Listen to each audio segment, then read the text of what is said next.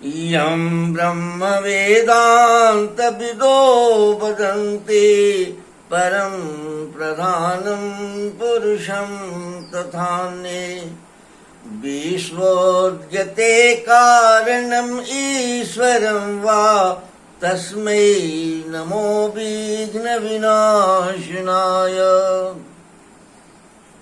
हे गणपति देवता, आप गणों के पति हैं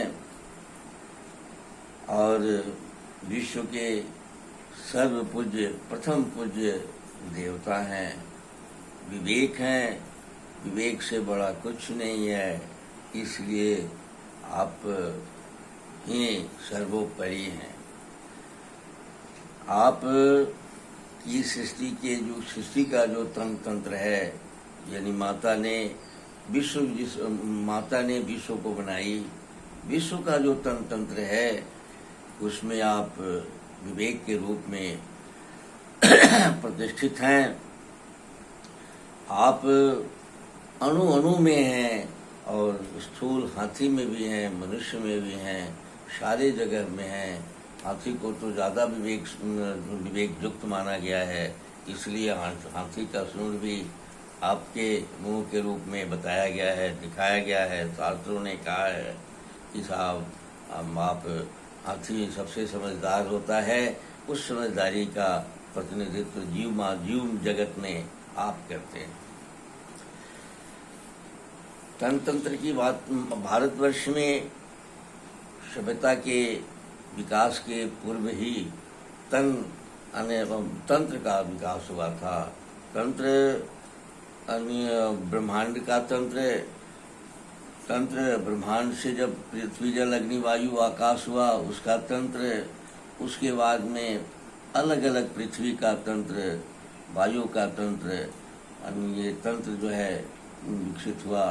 उसके बाद में पेड़ पौधे आए, पेड़ पौधों के तंत्र विकसित हुए।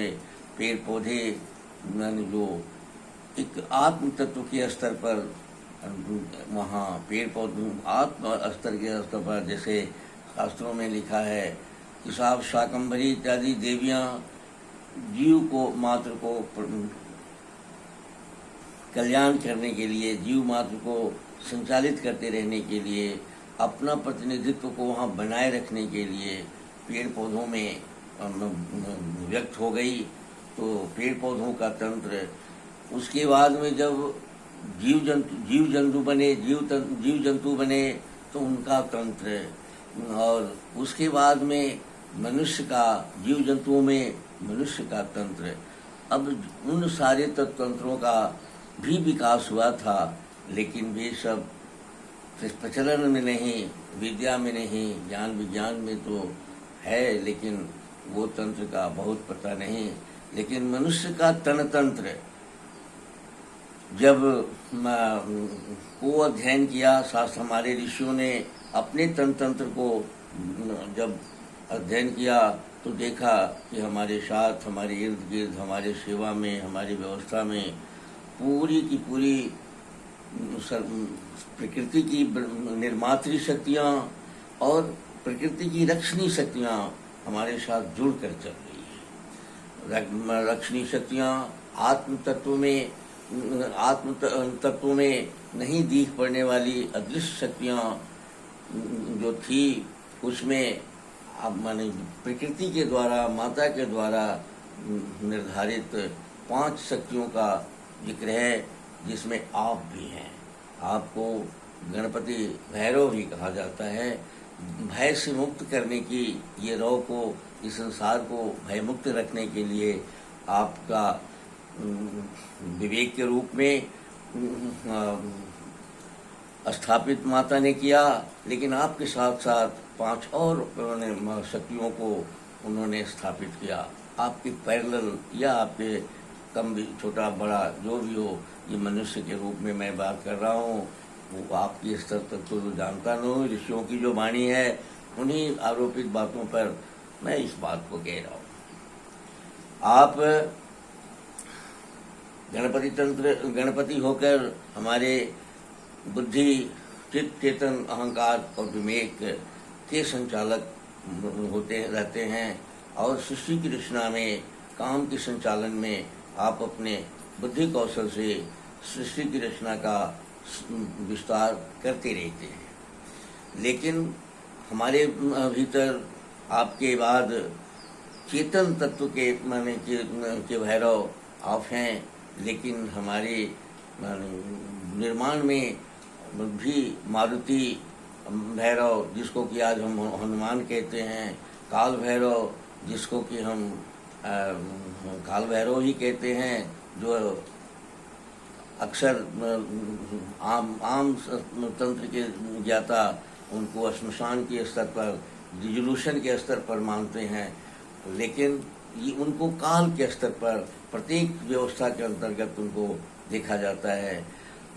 और उसके बाद में सनत सनंदन सनत कुमार हैं और दत्तनाथ भैरव हैं। ऐसे इन भैरवों के माध्यम से आप हमारी रक्षणी क्रिया को कराते हैं और जीवनी शक्ति को भी बरकरार रखने के लिए प्रेरित करते रहते हैं। आज हमारे देश में रोग रक्षणी शक्ति की कमी हो गई है और 5 स्वरूप से माने मारुति के रूप में, आपके रूप में, मारुति के रूप में, काल भैरव के रूप में, काल और सनत सनंदन सनत कुमार के रूप में, दत्तनाथ भैरव के रूप में 5 शक्तियाँ पूरे क्षेत्र में काम करती है। और ऋषियों का कहना है कि प्रत्येक 9 माइल का एक खंड है जिसमें कि आपकी प्रतिनिधि आत्माएं हैं जो परिष्कृत होने की ओर आगे बढ़ रही है, वो हमारी सुरक्षा की बात करती है। इसी तरह से मैंने आप हमारी सुरक्षा का, इम्यूनिटी का, पूरे जगत की इम्यूनिटी का स्वेल्थ व्यवस्था दिए हुए हैं।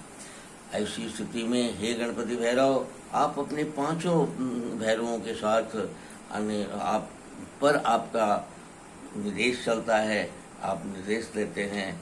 वो जो छोटी छोटी इकाइयों में बटे हुए आपके जो तत्व हैं उनको थोड़ा सा प्रेरित कीजिए, ताकि इस जगत का सोचने की शैली, तन और मन दोनों ही स्वस्थ रहे और अपने दिव्यता की ओर आगे बढ़े। अंधकार की स्थिति बन गई है, ये प्रकाश की ओर आगे बढ़े। हमारे ऋषियों का ये प्रेरणा थी। काल क्रमवश ये प्रकाश से, अंधकार से प्रकाश की ऊंचाई तक जाने की क्रिया में बाधा उत्पन्न हो गई। फिर हम ठहर गए, लेकिन हमारा आपका तो लक्ष्य हमेशा नित्य नवीन होना है, नित्य परिष्कृत होना है। जो परिष्कृत हो गया है वो विस्तृत होने के बावजूद भी उसमें भी परिवर्तन चलती रहती है।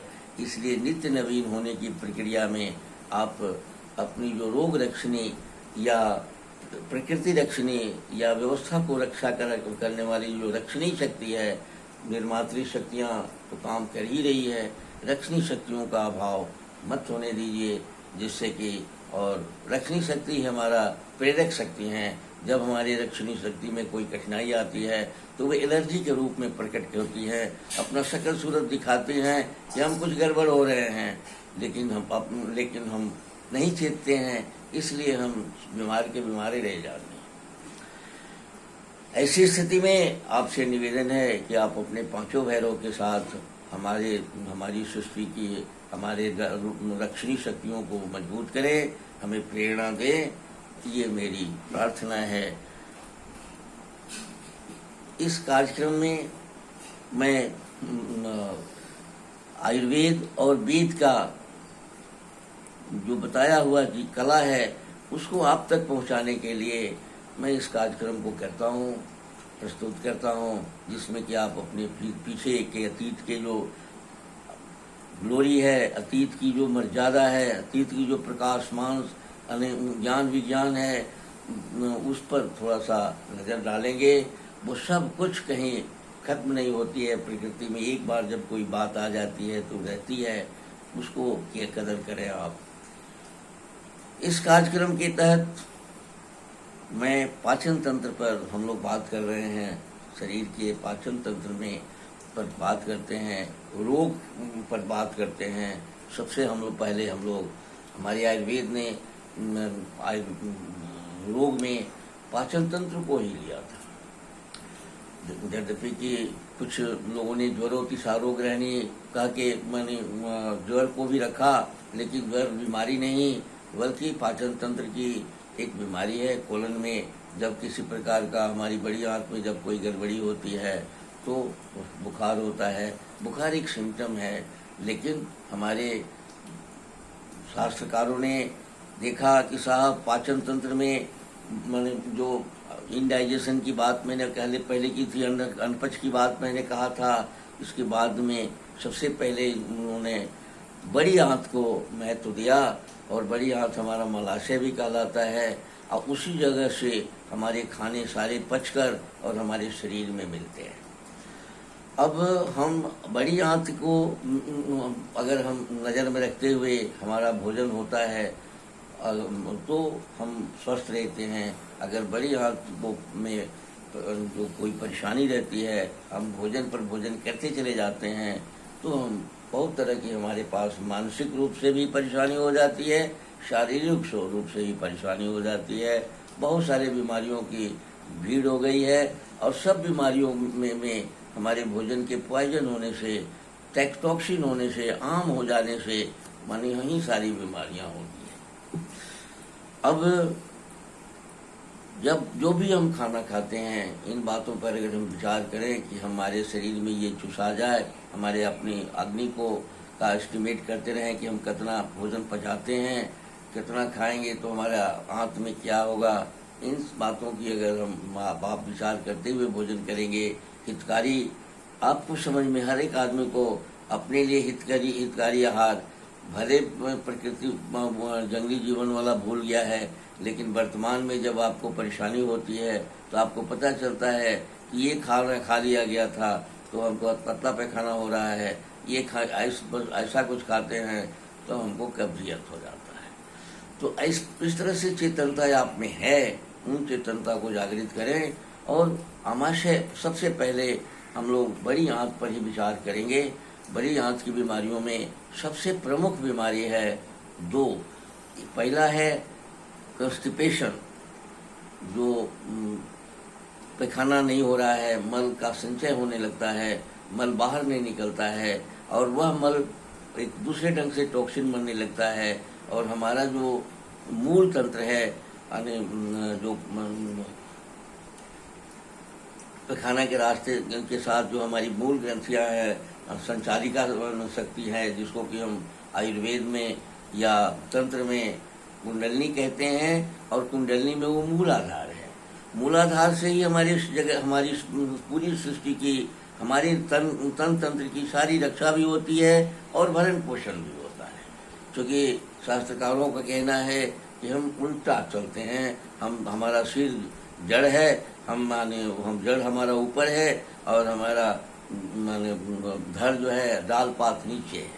तो हमारा शरीर का जो प्रकृति से आने वाली ऊर्जा का शोषण, आने वाली ऊर्जा का संबंध हमारे पैखाना के रास्ते से या हमारे उस नीचे वाला पोर्शन से ही होता है, और हम ऊपर जड़ तक हमारा पोषण जाता है, और फिर जड़ जो है अपने सारे ब्रह्मांडीय शक्तियों के साथ मिलकर हमारा पाचन इत्यादि को नियंत्रित करता है। तो कब्ज जब हो जाता है तो ये व्यवस्था चरमरा जाती है, हम व्याकुल हो जाते हैं, बेचैन हो जाते हैं, तरह तरह की परेशानियां हमें हो जाती हैं। पतला पैखाना होने का अर्थ है कि जो भी हम खाते हैं वो ऐसा नहीं खाते हैं, या हमारा ऊपर जो चुसाता नहीं है, परिवर्तित नहीं होता है, मैंने आमाशय में वह ठीक ढंग से परिवर्तित नहीं हुआ, अग्न्याशय में वह शरीर के मिलने लायक उसको अग्नि ने बनाया नहीं, और यहाँ आकर जब फर्मेंट होकर और चूसने की बात आती है तो चूसने योग्य कोई बात चूसने लायक मटेरियल कुछ रहता नहीं है इसको, इसलिए पतला पैखाना लूज मोशन की बात आ जाती है। तो कब्ज और लूज मोशन, कब्ज होता है तो भी बहुत वायु इत्यादि बनने लगते हैं। जब तक वो ऊर्ध वायु के रूप में रहता है तब तक थोड़ा सा रिलीफ रहती है। अधो वायु, गलती हो गया, अधो वायु के रूप में जब हमारा वायु का अपान वायु के रूप में जब बनकर और नीचे की तरफ से विसर्जन होते रहता है तब तक तो हम ठीक रहते हैं। लेकिन यही अपान वायु जब ऊर्ध वायु से मिलकर ऊपर की तरफ जाने लगती है तो हमारा हार्ट डिजीज, किडनी इत्यादि सारा कार्बोनाइज्ड होकर मस्तिष्क तकले बीमार डाल के पागलपनी तकले पैदा कर देता है। और यही अगर हम ध्यान रखें कि साहब वही खाएं, उतना ही खाएं, उसी तरह से खाएं कि जिसमें आसानी से पैखाना हो जाए, पैखाने से पच जाए और बहुत लूज मोशन न हो, पतला पैखाना न हो, इस बात की अगर हम ध्यान रखें तो हमारा स्वस्थ हम रह सकते हैं। आज का यह कार्यक्रम ये यहाँ थी इसी तरह जगह समाप्त करते हैं, क्योंकि बड़ी आंत की 5-7 को स्थिति और भी रोग हैं, इन पर अगले कड़ी में बात करेंगे हम। आज कब्जियत और लूज पैखाना यानी मुलायम पैखाना की बात मैंने कही है, और इसके बाद अगले कड़ी में इससे आगे बढ़ाएंगे। धन्यवाद।